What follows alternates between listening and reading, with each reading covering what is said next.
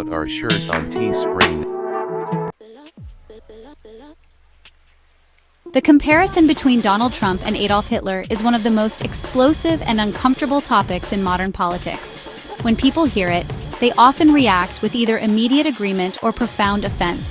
The idea itself feels extreme, linking a contemporary American president to the architect of the Holocaust and World War II.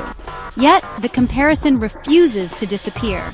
It echoes in news headlines, academic discussions, and private conversations, especially as we navigate the political landscape of 2025. The reason it persists is that, for some, the similarities in their political styles and their challenges to democratic norms are just too significant to ignore, even if their lives and historical contexts are vastly different. This debate is not just about two individuals. It is about understanding the warning signs of democratic decay. People who make the comparison are often trying to raise an alarm. They see patterns in Trump's language and actions that remind them of how democracies in the past have weakened and given way to authoritarian rule. They are not necessarily saying that Trump is planning a genocide. Instead, they are pointing to his rhetoric, his rallies, and his attitude toward the truth as evidence of a similar style of leadership that can be dangerous for a free society.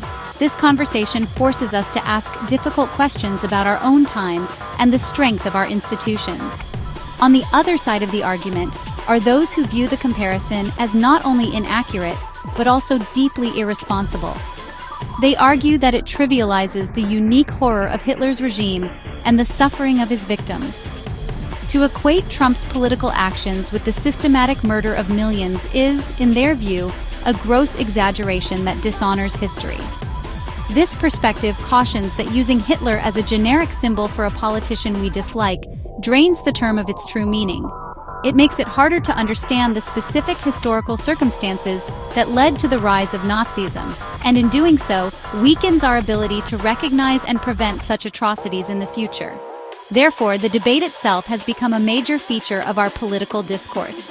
It forces us to look closely at both the past and the present. It is a conversation about history, memory, and the fragility of freedom.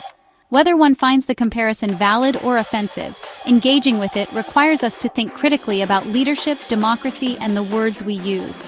It pushes us to examine what is truly unique about our current challenges and what we can learn from the darkest chapters of the 20th century. The goal is not simply to label a leader, but to understand the forces that shape our world and the choices we must make to protect it.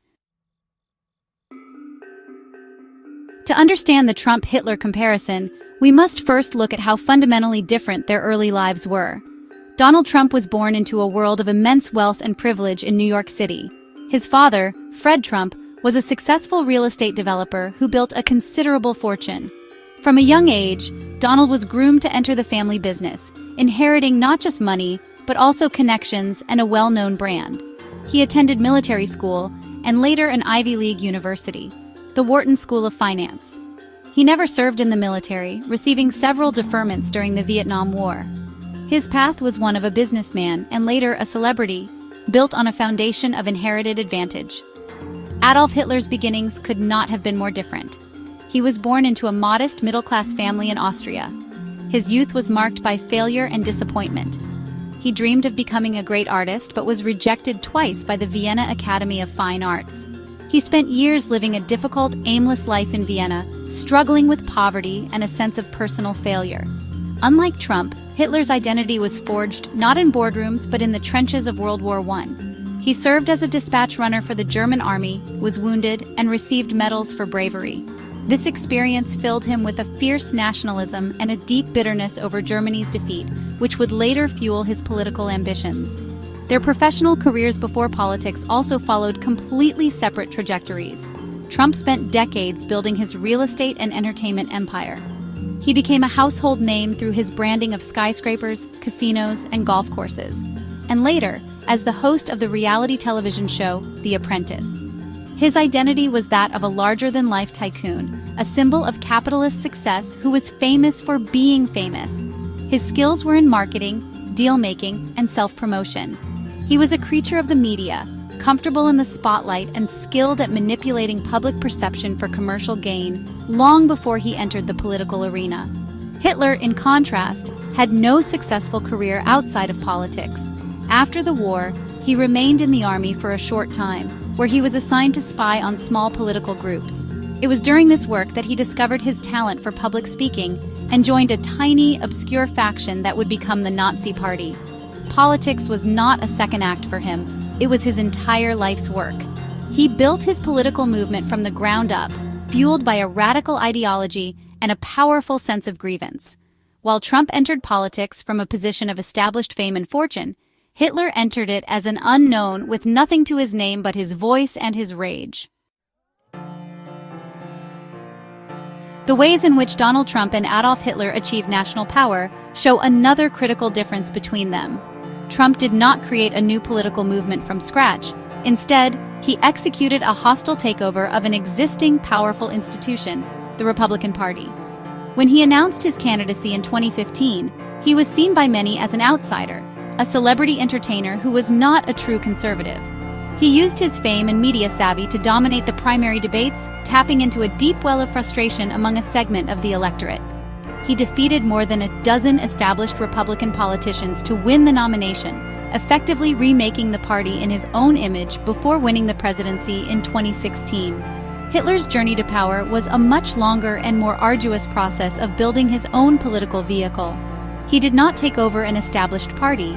He built the Nazi Party from a small group of extremists into a mass movement over the course of a decade. He did this through tireless organizing, powerful speeches, and the creation of a paramilitary wing, the Stormtroopers or SA, to intimidate opponents and project an image of strength. His rise was a grassroots effort, attracting followers who felt betrayed by the existing government, the Weimar Republic.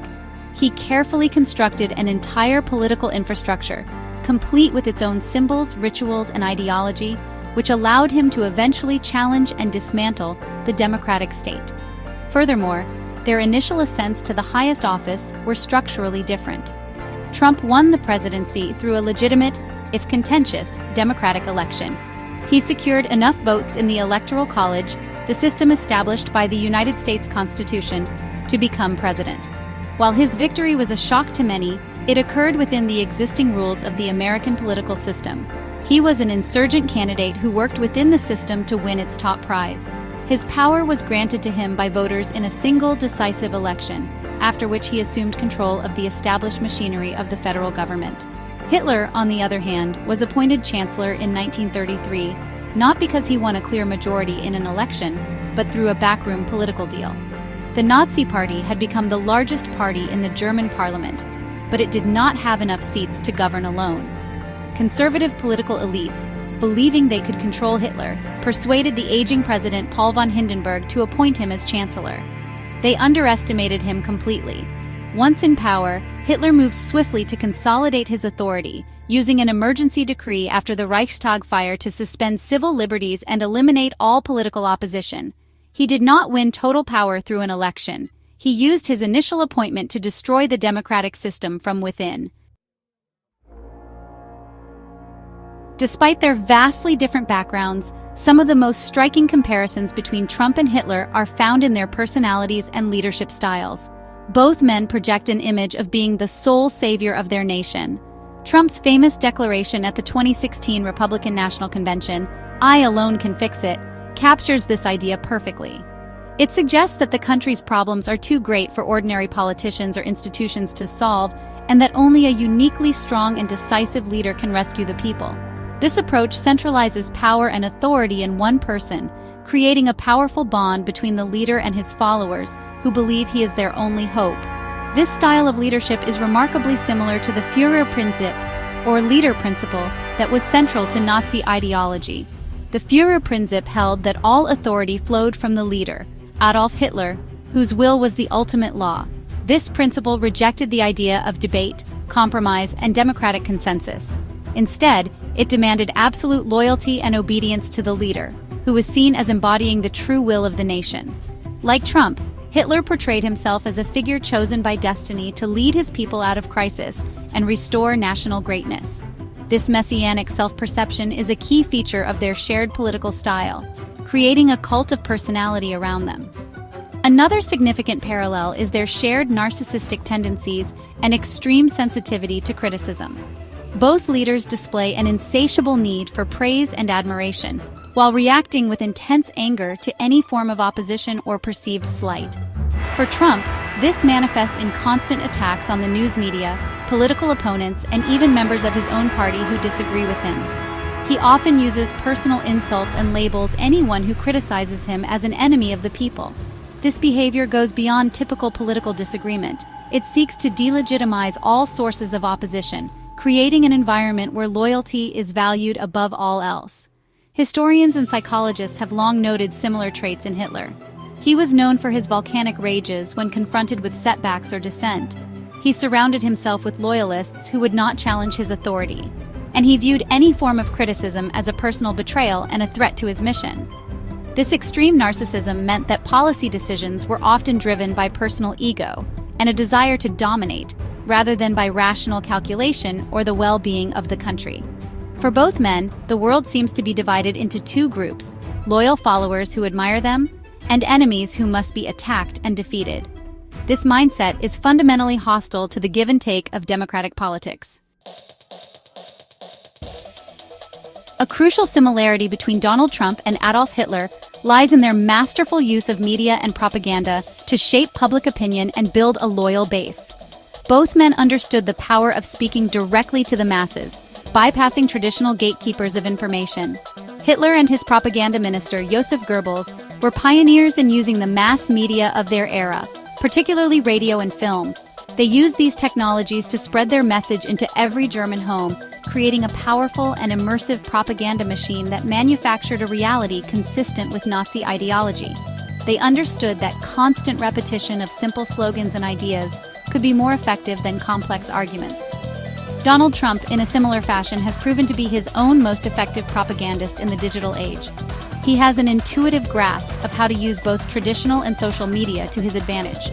During his political career, his account on Twitter, now X, served as a direct channel to his supporters, allowing him to control the narrative, attack his opponents, and make major announcements without the filter of the press. He understands that generating controversy keeps him at the center of the news cycle. Like Hitler, he has demonstrated a willingness to relentlessly repeat claims, even when they are proven to be false, knowing that for his followers, the repetition itself can make them feel true. The political rally is another central tool for both leaders. For Hitler, the massive, highly choreographed Nuremberg rallies were essential spectacles of power. These events were not just for making speeches, they were designed to create an overwhelming emotional experience for participants. With dramatic lighting, seas of flags, and marching columns, the rallies made people feel like they were part of a powerful and unstoppable movement. They fostered a sense of unity and collective identity, centered entirely on the figure of the leader. The individual was meant to feel small, while the movement felt immense and all-powerful. Trump's rallies serve a strikingly similar purpose. They are not traditional political events designed to persuade undecided voters. Instead, they are performances for his most ardent supporters, designed to energize his base and reinforce their shared identity. At these rallies, Trump creates an alternate reality where his followers are patriots, his critics are enemies of the state, and he is the heroic defender of the nation.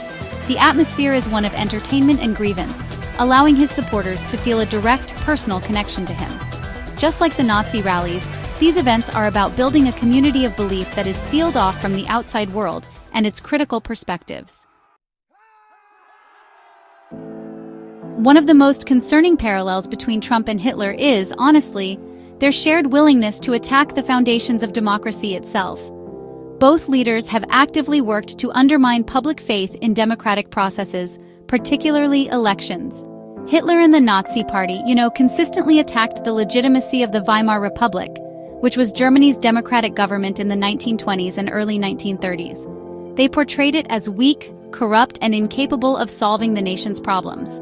They spread conspiracy theories and claimed that the system was rigged against the true German people, using this narrative to justify their goal of dismantling democracy altogether. This tactic is echoed in Donald Trump's repeated and unsubstantiated claims that elections he does not win are fraudulent. His assertion that the 2020 presidential election was stolen is a prime example.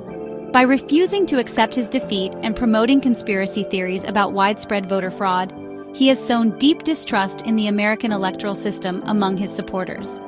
This rhetoric isn't just about a single election. It's a fundamental assault on the principle of peaceful transitions of power, which is really the bedrock of any stable democracy.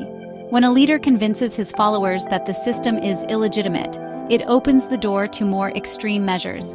Furthermore, both leaders have shown a troubling tolerance and even encouragement of political violence. Hitler's rise was inseparable from the violence of his paramilitary wing, the stormtroopers, or SA. These brown-shirted thugs engaged in street brawls, intimidated political opponents, and broke up the meetings of rival parties. This violence wasn't a side effect of his movement, it was a central strategy.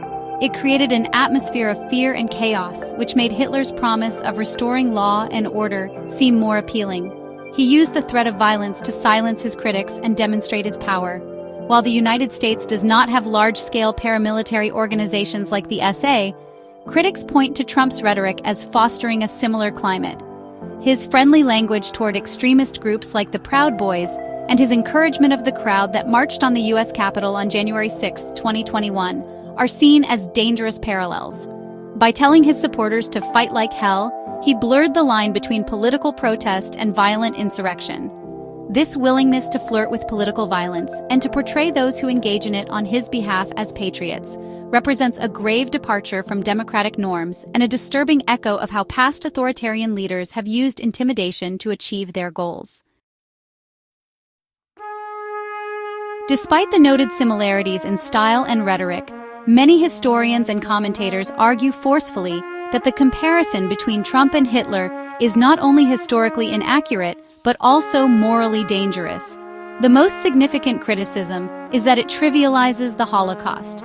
Hitler's regime systematically murdered 6 million Jews and millions of others in a state-sponsored genocide.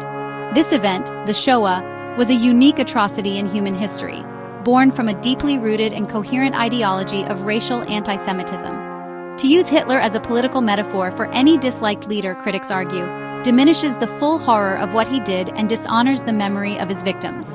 These critics, such as Jonathan S. Tobin of JNS.org, contend that such comparisons represent a failure of Holocaust education. The goal of learning about the Holocaust is to understand the specific historical, social, and ideological factors that led to it, not to turn it into a generic symbol of evil that can be applied to contemporary political disputes. When figures like Al Gore or Larry David make casual comparisons, it suggests that the true lessons of the Holocaust have been lost. Instead of serving as a solemn warning about a particular kind of hatred, it becomes just another weapon in the arsenal of partisan politics, losing its profound historical weight in the process. Another strong argument against the analogy is that it ignores the vast differences in the scale and nature of their actions.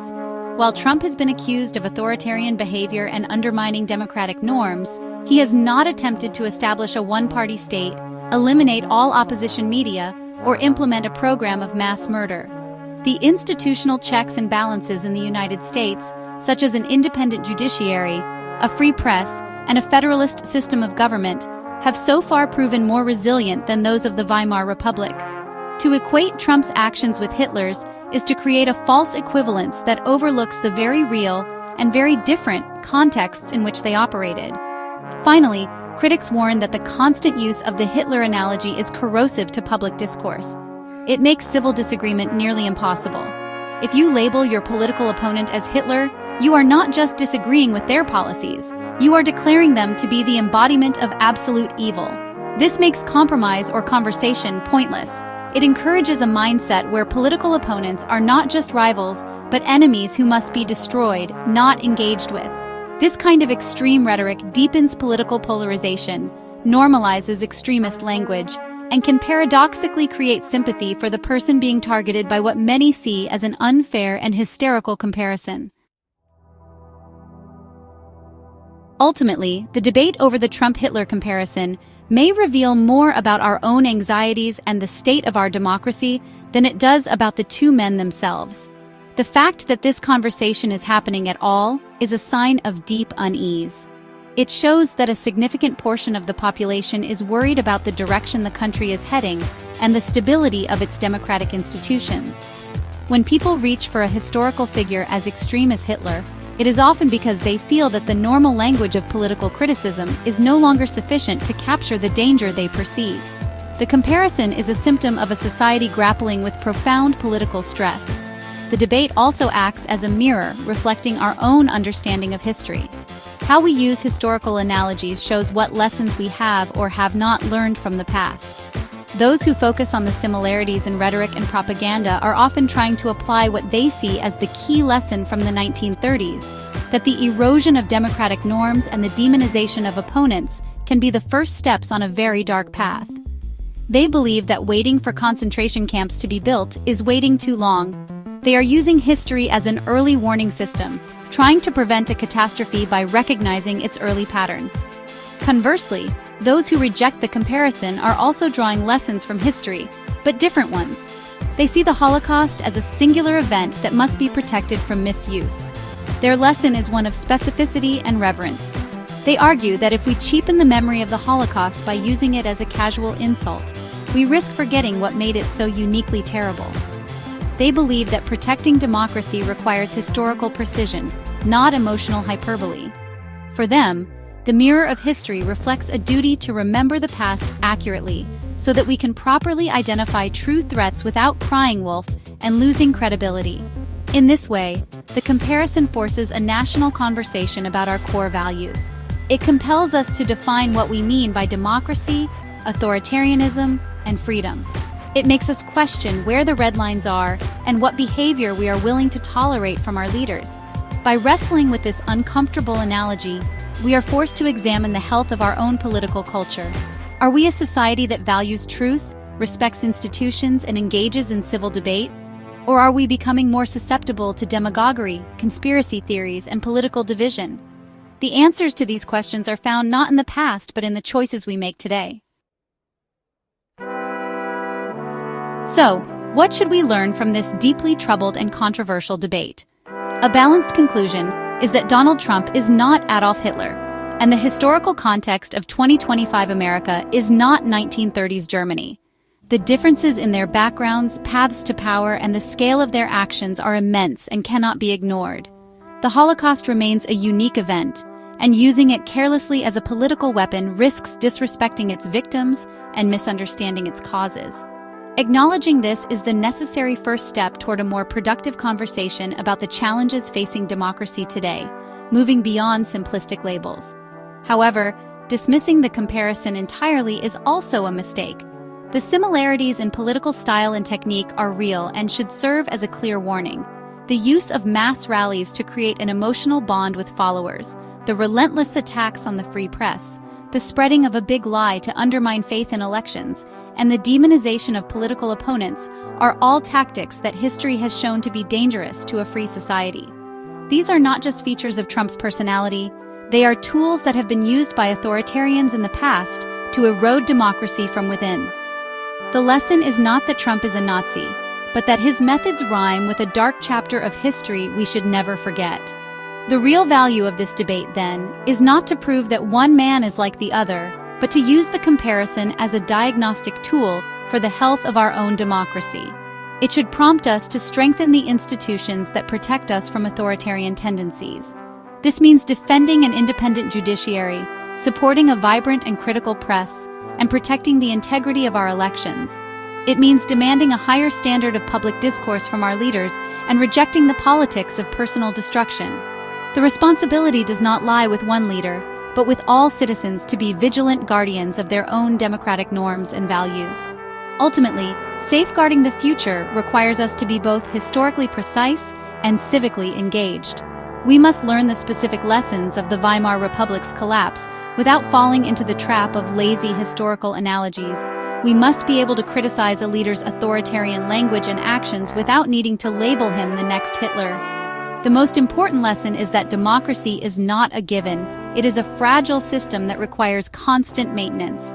The debate over Trump and Hitler, for all its flaws, forces us to confront this reality and reminds us that the work of protecting freedom is a task that falls to every generation.